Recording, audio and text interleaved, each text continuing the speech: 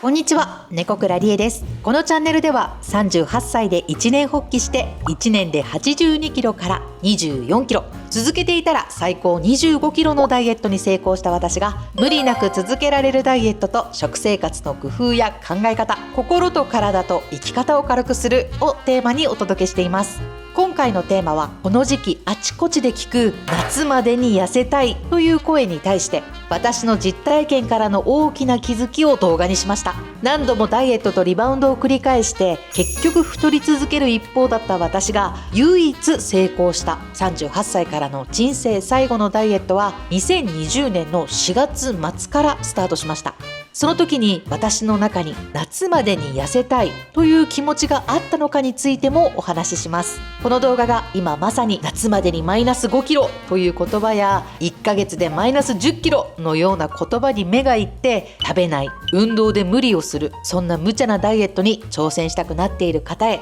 ダイエットの成功はスピードじゃないということをお伝えできたらと思っています。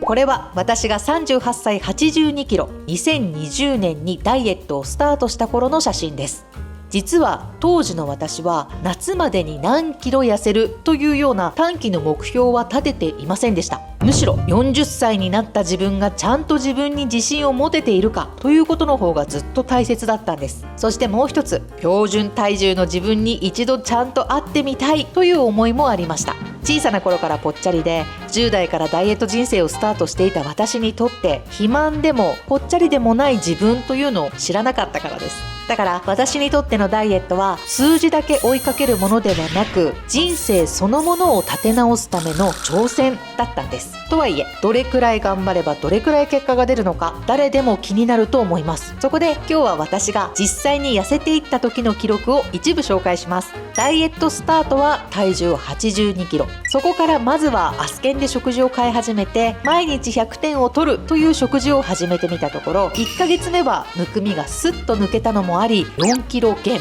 それまで1週間スープだけ飲むダイエットや絶食ダイエットをしても2キロくらいしか減らない体になっていたので、平日のお酒をやめて、その代わり整った食事を3食しっかり食べている。それなのに4キロも減ったということには猛烈に感動したのを覚えています。ただしそこからは月に1キロ、多くても 1.5 キロくらいのペースで減りました。9ヶ月目くらいに停滞期もあって全く減らない月もありました。それでも1年で24キロ減りました。こちらの本、やれば痩せるには、私が24キロ痩せた1年間の実際の体重の推移をグラフにして、そこへ体型写真も載せて1年の変化のペースを詳しくまとめています。もしよかったら参考にしてみてください。このダイエットで今までと明らかに違ったことがありました。それは体重がちゃんと減ったということよりも、体調やメンタルがみるみる整っていったということです。これは実際に当時つけていた日記です。食べ物のことばかり考えていた自分が食習慣を整え出して1ヶ月経った頃に、ふとそういえば最近食欲が暴走してドカ食いしていないなと気づいたことが残っています。さらには以前より気分が落ち込まなくなって前向きになってきたことに自分でも驚きました。ここで気づいたんです。数字じゃなくて調子が良くなっていることこそが本物の変化なんだと。一方でよく見かける夏までにマイナス5キロみたいな短期目標は、気合で乗り切ろうとする気合型ダイエットになることが多いです。そしてそのほとんどが我慢と無理に頼ったやり方になりがちです。夜だけ抜く、糖質完全カット、突然のランニング、どれも私が何度もやってはリバウンドしてきた道です。その度に少しずつ太りやすい体質になっていったことも事実です。なぜ太りやすくなったのかはこの動画で詳しくお話ししています。だから私は今回最初に考え方を変えました。この1年で1キロでも減っていたら大成功なんじゃないか、今まで毎年増えていた体重が止まるだけでも十分なんじゃないか、そう思ってから全ての流れが変わりました。続けることを最優先にして取り組み方も見直し、まずは毎日無理なく続けられるように生活習慣の仕組みそのものを変えることにしたんです。そうしていくうちに食習慣として私が取り入れた4つのルールを今日は特別にご紹介します。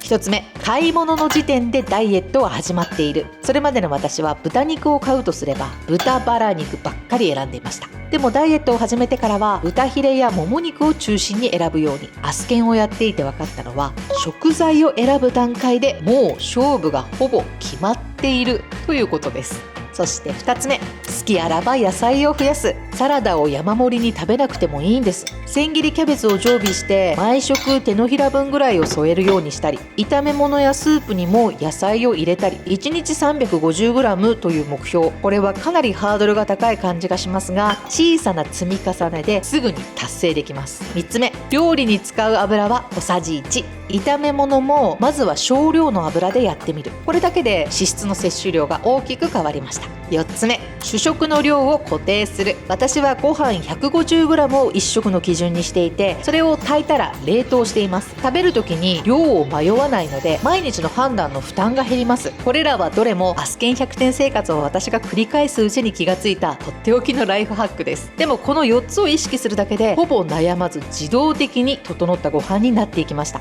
それが私の本にもなっている猫暮らしきレシピの数少ないルールです。今度出る私の新刊では今お話ししたような整う仕組みとルールについてもさらに詳しく解説しまとめています。毎日のご飯が自然と痩せるご飯に変わっていく。本の中のレシピを毎日1品でも作ってるうちに痩せる食習慣が身につく、そんな一冊になっていますので、興味のある方は概要欄からご覧ください。今回の動画では短期間での結果を求めた気合型ダイエットは失敗しやすく、じっくりと人生レベルで良くなるように取り組む仕組みを変えるダイエットは成功するということをお伝えしました。痩せたいと思っている方にこそ伝えたいのは、変化には時間がかかってもいいということ。習慣が変われば必ず体も変わります。私はコロナ禍でなかなか人に会えない期間に24キロ痩せました。そうすると久々に会った人たちから必ずどのくらいかけてどのくらいのペースで痩せたのと聞かれます。その時に1ヶ月に 1,2 キロ落ちるペースで痩せたよと説明すると、